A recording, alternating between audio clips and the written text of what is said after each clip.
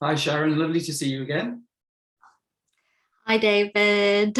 And thank, Lovely to see you too. thank you.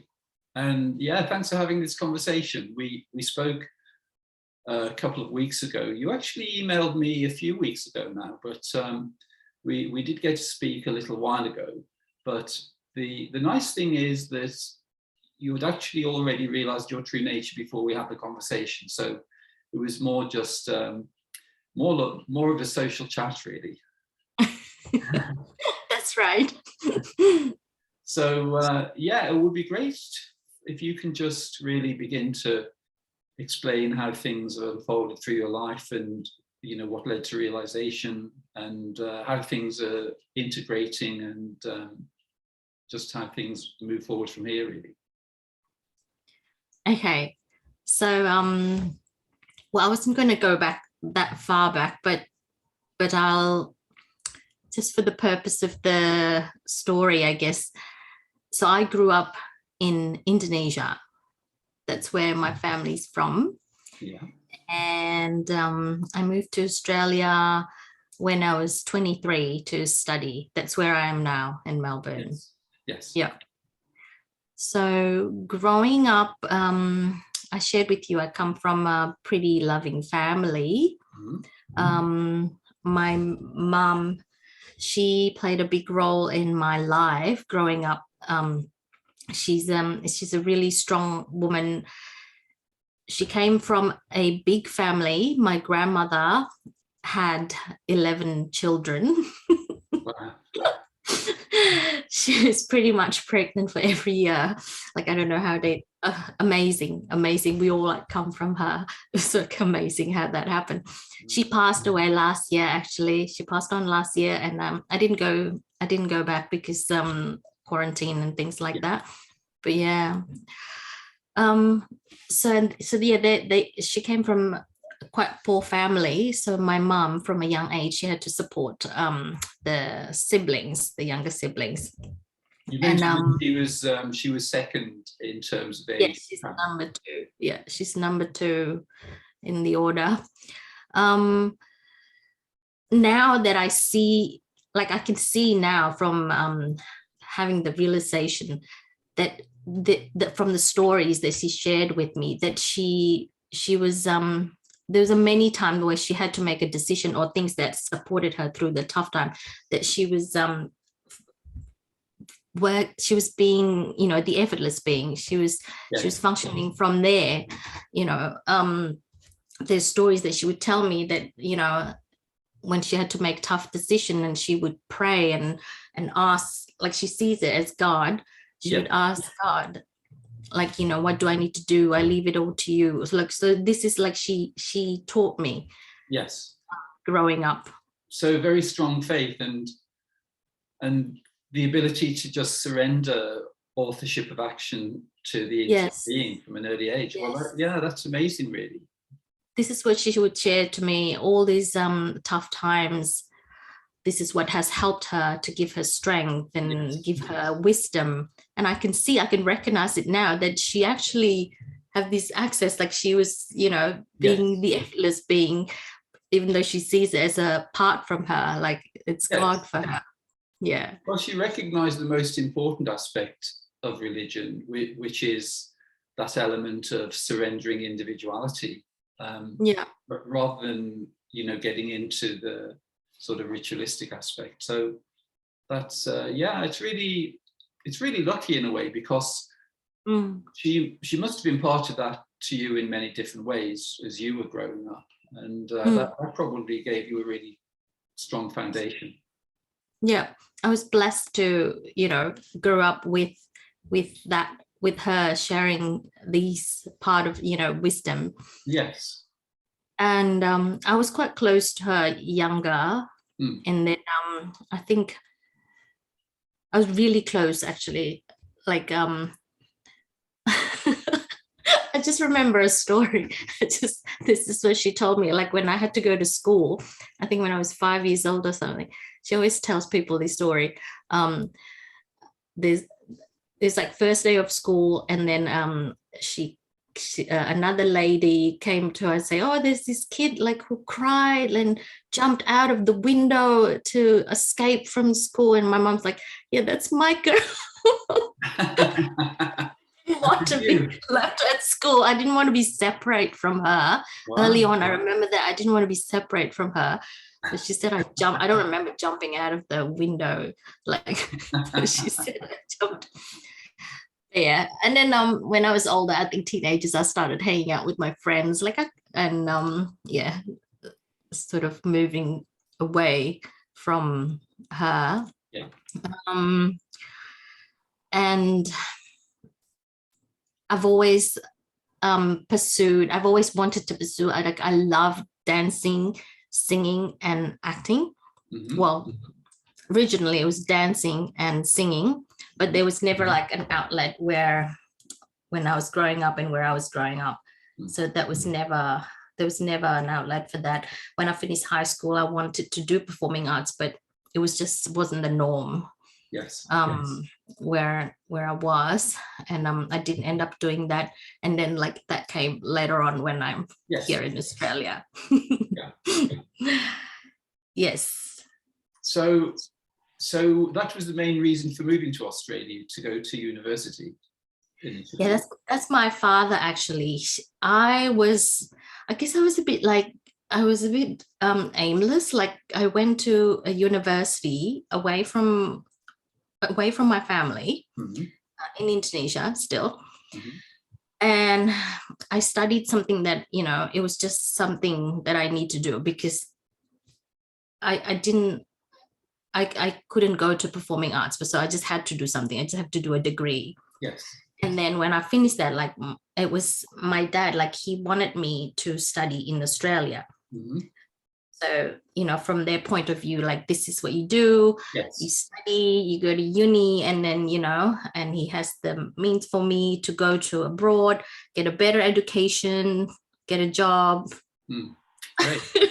So I don't think that's what I wanted to do. That was your dad's idea.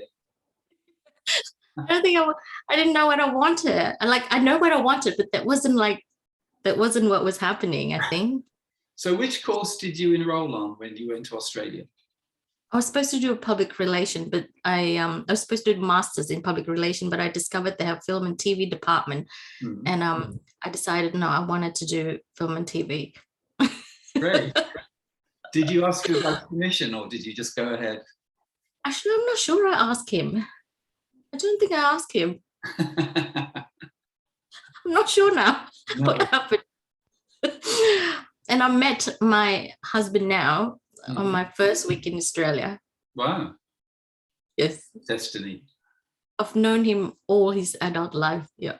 Wow. He was 18 when I met him. Mm-hmm. Yeah. So how did things develop from there? So you enrolled on the course and you completed that course because you're now an actress, aren't you? And you've been doing that for a while. Yeah. So even then, so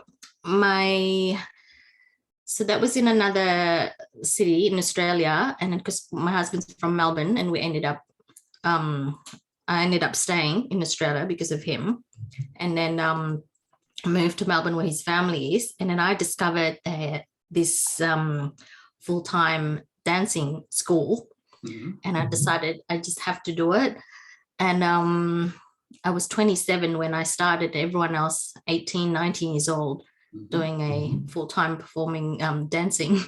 So I came from that dance school and then developed to music theater, and then from there to theater, acting, screen acting.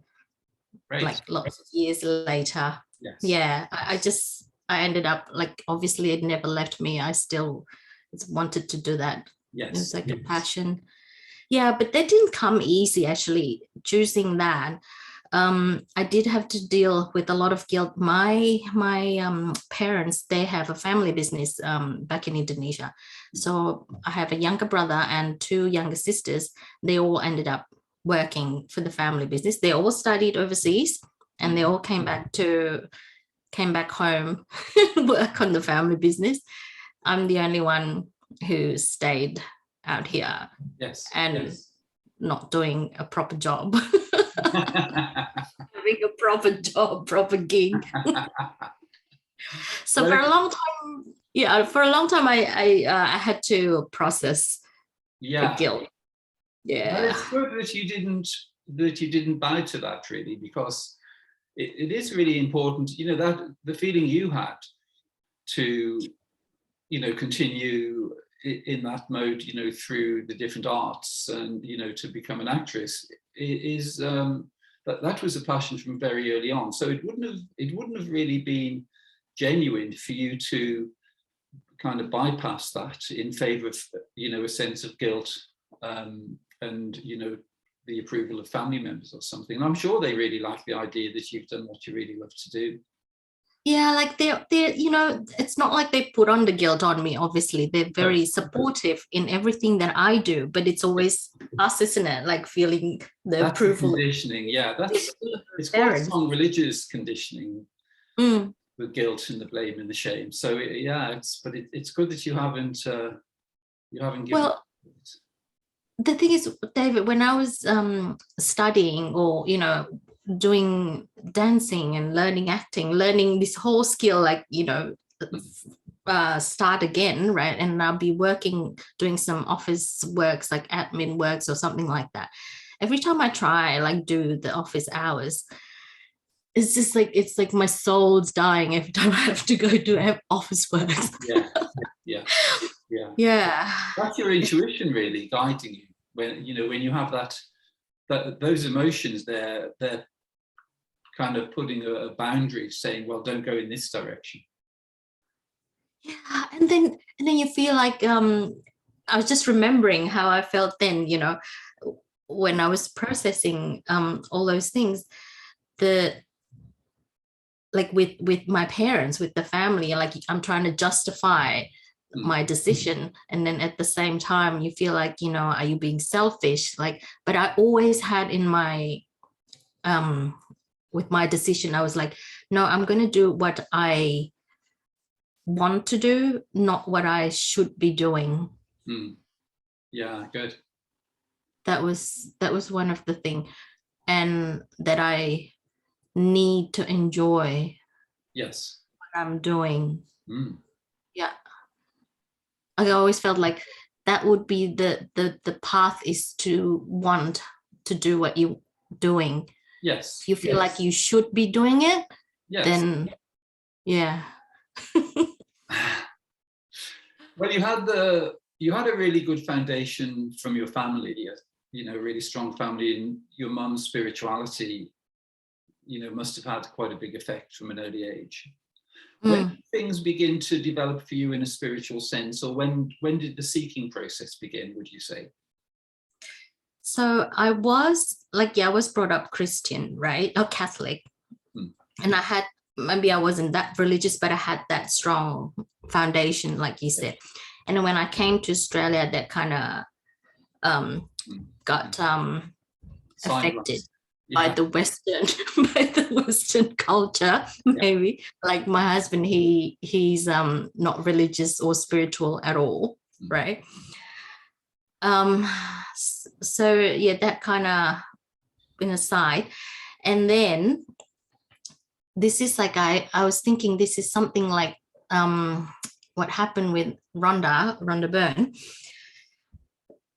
because this is how I discovered things. So there was a few years back, 2016, I was going through tough times with my marriage, and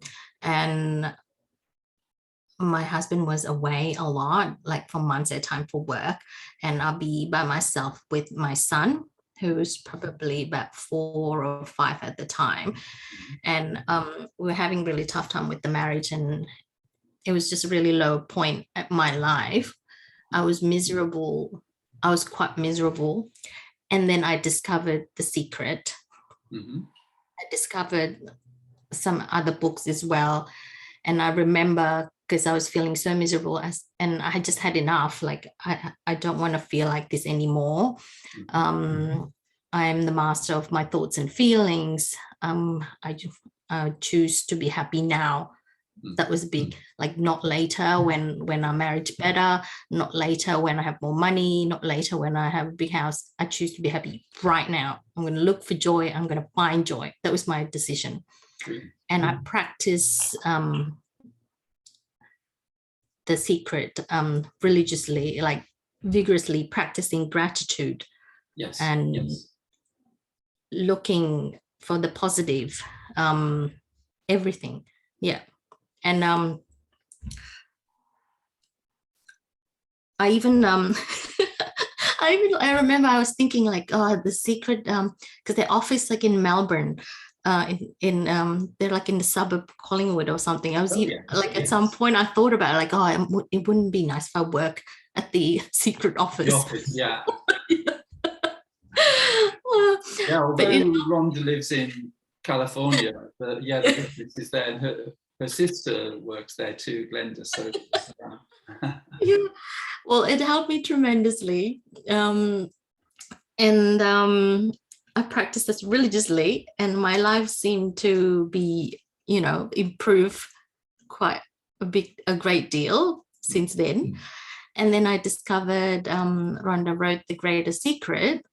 I was really excited about that. That was end of 2020.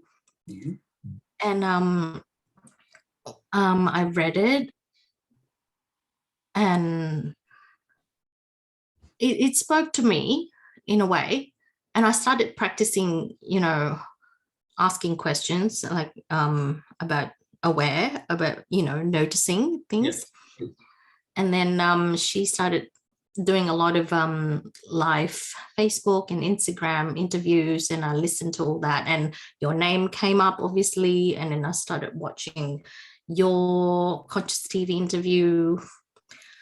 There was one point when she had this conversation, I don't know if it was Conscious TV or Hale, that I just remember one point, like I was listening to it and I had tears, rolling down my face, and I just felt like, I just know, like, this is the truth. Like, I felt like I already knew, like I knew this. It just felt like I came home. Like, I just knew, I've known all this. It just felt that way. Yeah. It just, that's exactly the way it is. Like, yeah, that's great. Yeah. But I haven't I haven't had the realization as such, the experience. But that's just the feeling that I had at the time. Like, I've known this all along. I just know, like, it felt like home. Yeah. Well, that's what realization is. It's that recognition that you've always been there. Because it's really been a mistaken identity that we everything in this world is encouraging us to believe that we're a human being existing in time and space. But then the recognition is that actually you've remained in your true infinite nature. So it isn't experiential. So that's what you describe is, that's a really clear description of realization.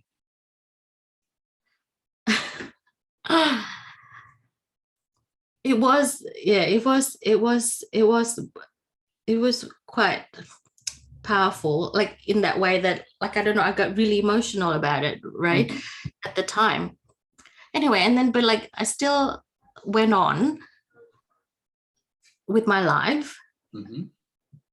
And then so that was last year, and then at end of 2021, my 16-year-old cat passed just before Christmas. Yes.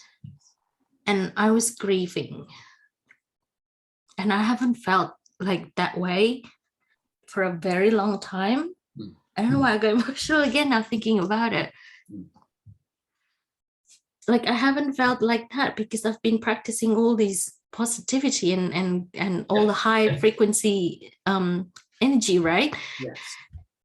And I felt really low and flat, like for a period of time. Like, I couldn't. I was reading Les Levinson as well. I started reading that, and so I was trying to practice all the welcoming and the releasing, the Sedona method, right, to help me dealing with this grief. And it really hit me, but I knew that what was happening, that was an opportunity for me to grow. Yes. When something like that happens, I know this is an opportunity for me to grow. Maybe I don't see it yet, or maybe, while I'm writing it, it's a doorway. I just knew it. Yes. Well, following realization, there can be invitations back into individuality, and one of the deepest ones is the one you described, which is where there's a sense of loss of a loved one, and so that kind of it's trying to, on the one hand, it's the old sort of conditioning trying to invite you back into individuality and separation, but the way you saw it is in the correct light, which is that you saw it as an opportunity for integration. Well, I just had to, it's also, the thing is, David, like, I've never seen like life, a lifeless thing in front of me in that way. That was my first experience. Yes. When he passed on my lap and I see him, the lifeless body shell that was left, right? Yes.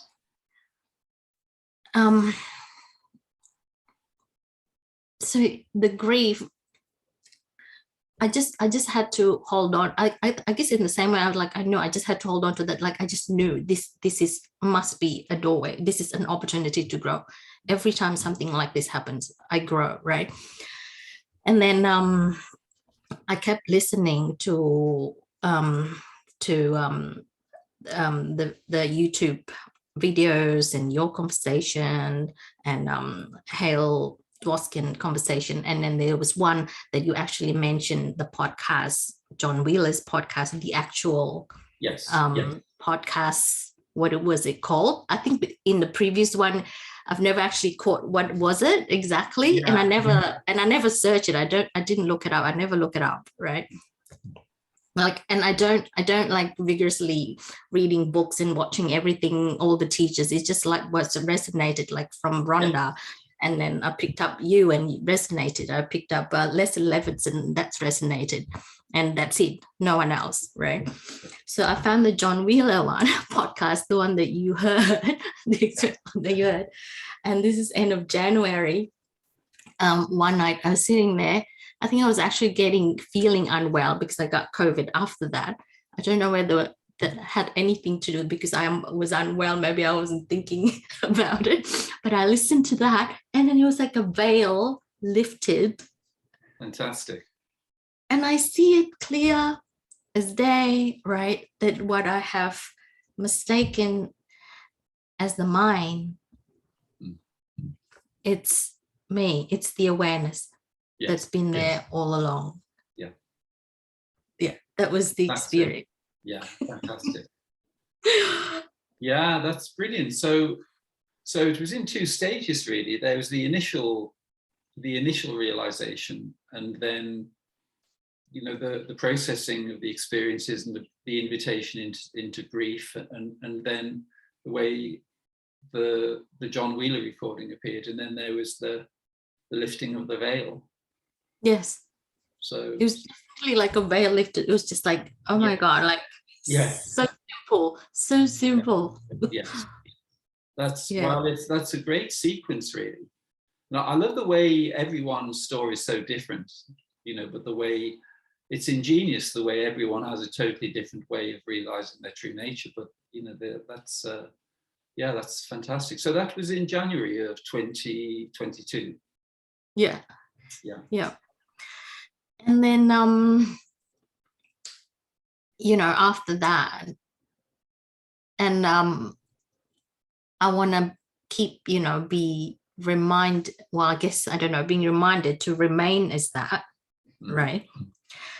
And I was watching a lot of what you I think you were having conversation in regard of this, and this is why I decided to contact you, because you're so accessible, David. Like, I feel like I wanted to ask someone, okay, how do I function from effortless being? How do I, maintain this, right? How do I practice this? And then it's funny because then there was a period of time because, I was busy, you were busy, and then we didn't end up talking until later on. Yes. Yeah. Yeah. So I had like the February, March, April. Yes. And I discovered things, you know, like just functioning from effortless being, just practicing being aware. Yes. And when things appears, you welcome them, you know, you're being open and you're allowing. And there's a few things that happened throughout the last few months. And I discovered, like, as I surrender, there was a big thing, not trying to control things or trying to change things. Surrender, I'm becoming, I could see like that I can function more and more from the true nature. Yes.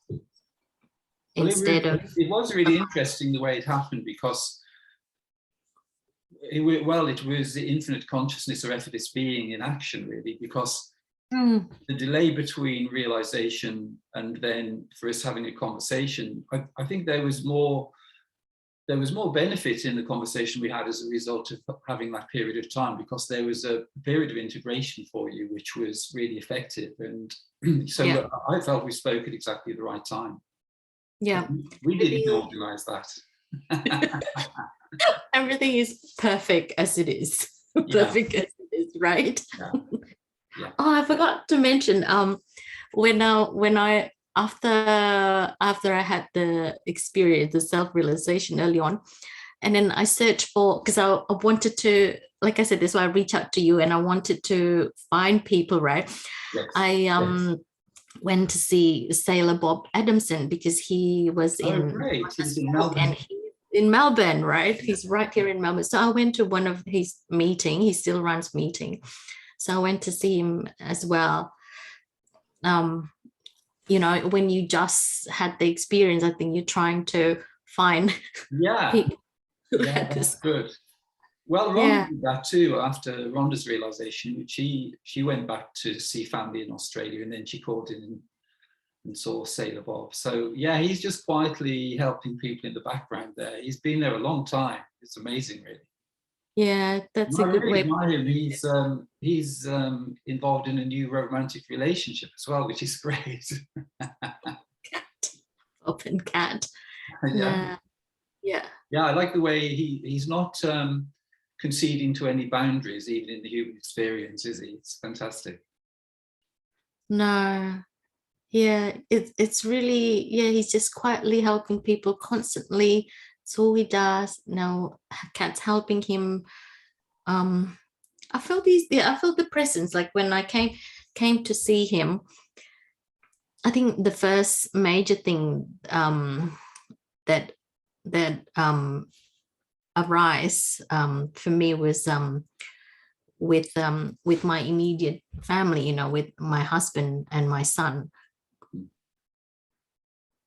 I mean, I had to share. I just had to share with my husband. I just had to share with him. And like I said, you're my closest person. Like, even though he has no idea, no interest. But I just, you know, have to trust, and I know everyone's exactly where they're supposed to be. Yes. And I can only, you know, functioning as this is, you know, I become the rock, or you know, like seeing the people that you love suffering. Yes. That's some of the challenges, you know, that I feel.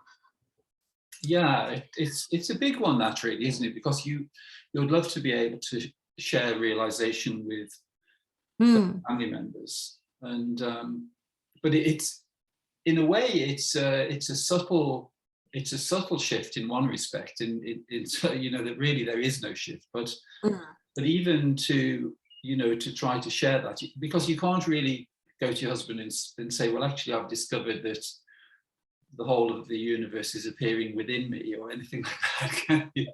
Yes, like, I know our life purpose. If you just listen to me, then you'll be happy. No, it's part of that. It's part of the process, and as you say, everything's as it should be. So however things are in your relationship, it's probably the opportunity for you to be able to just share it in whatever way. And I think because there's a telepathic communication, you know, there's definitely going to be the ability for both your husband and son to be able to get an insight into what's going on, really. Yeah, no, it's funny, I guess. Everything, it's like, it's so simple, but it's paradoxical. It's beautiful, and it's funny. Yeah, it is. It's a crazy old game, really. Yeah. But that's what I share, is everything is from my direct experience, and I just practice that, you know, really practice that every day. Even with mundane things, you know, with your household, you know, you have to do cleaning up or something, you know, you're feeling crappy about something, and you know, like day-to-day lives then becomes part of it. And I find like the having the impersonal, having that coming from that, and then make it actually enriches the personal. Yeah, exactly. Yeah, that's great. So the resistance which arises in individuality to do with things like household chores or things, that falls away. So it's just that those things continue, but with no resistance. So there isn't any judgment or feeling as though we need to be doing something else. But there's something you shared with me which I really liked, which is that, well, I mentioned the word ritam, which is the word ritam means truth, but it's basically that for each of us we can have these experiences where the experience we're having is true on the level of the mind, the emotions, and the five senses simultaneously. And you were saying how that aspect, you didn't use the term ritam, but what you were describing was a ritam experience, which is the way you've integrated this knowledge into your work as an actress, so that you're kind of fully embodying the whole realm of human experience, and you're able to convey that because there's this sense of completion in terms of accessing each of those levels, so that it's as though any level of individuality has stepped into the background, so that your infinite potential is available in terms of your work. And so talk about that a little bit, because I think that's really interesting. Yeah, well, I thought it was, I wanted to ask you, because I thought like, if we are all one, and then like, are we aware of other humans' thoughts, you know, and feelings? And then I shared with you this experience, and I said, I don't know if I was imagining it, because I have a high imagination ability. And when you're actor, you know, your senses, you have to imagine things, you know, that's not real. Well, what's real? It's not really there. It's all warped. But I had this experience when I was on the beach. This was early this year. And there's a person doing the kite surfing in the ocean. You're on the surfboard and you hold on to this big kite, right? And I was watching him. I was on the beach, and I, you know, I was thinking like, I would love to do that, right? But as I'm watching him, I feel I can feel like a roller coaster ride, like the up and down that he was doing, the splashing of the water, and the joy. It's also the joy. Is the joy like of exhilarating. It was like that went on for a little while. Yes. Because it was good. Because it was good. So it just kept going, right? And you were able to tune into that. Yeah, that's amazing. Well, I guess, I mean, explaining it quite simply, because you're the infinite being and you're this open, impersonal field. we've actually been encouraged to identify with a particular individual form, so we tend to, experience in quite a limited way. But where there's a high frequency experience available, and you seem to tune into the one, with the guy on the beach, because you are the infinite field, and that those emotions and feelings and experiences were arising within that field, you were able to tune into them. So that is an ability we're able to develop. And you mentioned, like, with music, you said you listen to certain type of music, and then maybe you can enter into all these experiences. And I said, yeah, that's what I do. Like, that's what we do when we act. Sometimes you access things through listening to certain type of music to access that experience, to play with the senses. Put myself in that situation.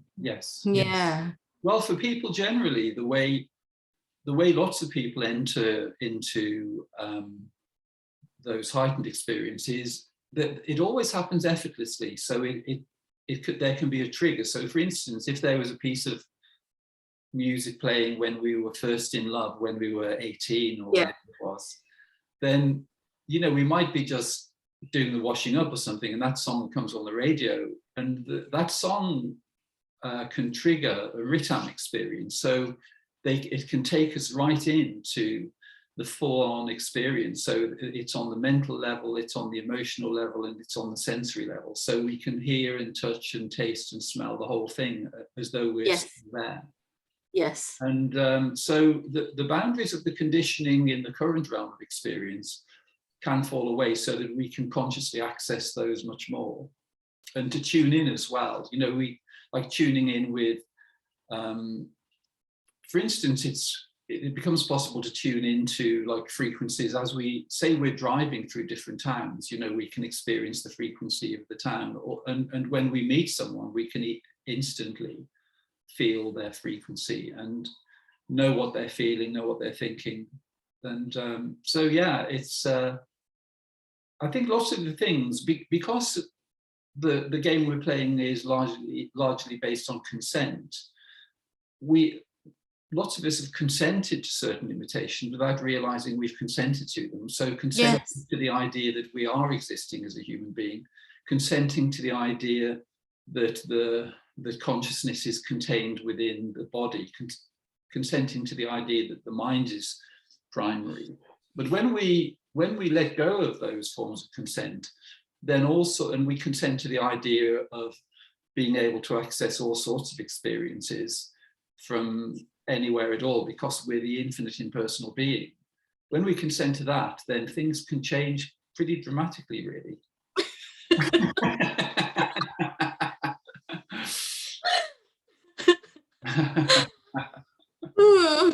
Okay. But it's really good, I think, because you're an actress, that you've developed the ability to consciously enter into different modes of experience. I'm sure you can access the emotions, you can access connection with other people, and all of that's been amazing, really, in terms of developing consciousness, because it's taken you out of lots of the limitations which are within the normal realm of human experience, which is that we only function within certain parameters of a particular personality. But actually, even though we have access to individuality and that particular persona, we also have access to all sorts of other experiences. So it's, I think, being an actress, it does give you the ability to develop that, so that you're not bound within the limitations of one individual mode of experience. It is. I love it. This is why I love acting. I love it because you can be anything or anywhere doing anything, but you are safe. Yes. And then it's actually like real, not real. Yeah. It's actually the truth, because we're as the infinite being, we're safe, and we're having these exactly, as you said earlier, this is a fairly amazing production, isn't it? Because we do remain safe, and we can have any experience. And so that's really, yeah, that's a great thing to recognize. I remember I used to, when I was early on big with The Secret, that I used to have this fear, because when we're doing practice with the method acting and you using your senses, maybe for some not very nice experiences. And I used to have the fear that that's gonna, am I attracting that? Yeah. That's gonna happen, you know, and I don't know, yeah. Then well, it's just, yeah, that's just something that you take on temporarily. So it isn't, you're kind of consenting to be able to access that mode of experience without embodying it into your personality. So you'll be safe. Well, now I know I'm safe. Now I know we're all safe. Yeah. It's brilliant, amazing. Fantastic. Well, it's been lovely to have a conversation with you. And is there anything more you'd like to mention about the way things have been developing since realization? Because that's, you know, lots of people are interested in that. You seem quite lucky in that you don't seem to have had any major invitations. You know, there was the one of losing your lovely pet, but in 22 you don't seem to have had any particularly dramatic invitation. No, I think with my integration, I think because even before realization, I was practicing gratitude religiously. I think it's huge, David, all this high frequency energy. Yes. I think that helped me a lot with the integration, even enriching the self-realization, you know, experience. And it's just naturally to want to be able to function from effortless being more and more. The joy, the gratitude, it's heightened and this openness, you know. I just remember there's that saying, and then I'm like, oh, I understand that. Like, I can actually understand that emptiness is form is emptiness. Yes. And before I was like, what does that mean? You know, like, like it's so vague. And then like when you see it, it's like, yeah, everything is the same. Yes. But you see it from another place, from the truth. Yes. Yeah, from our true nature. The paradox as well. Yes. And then just every day, I guess, you know, you keep going. In that way. From that way.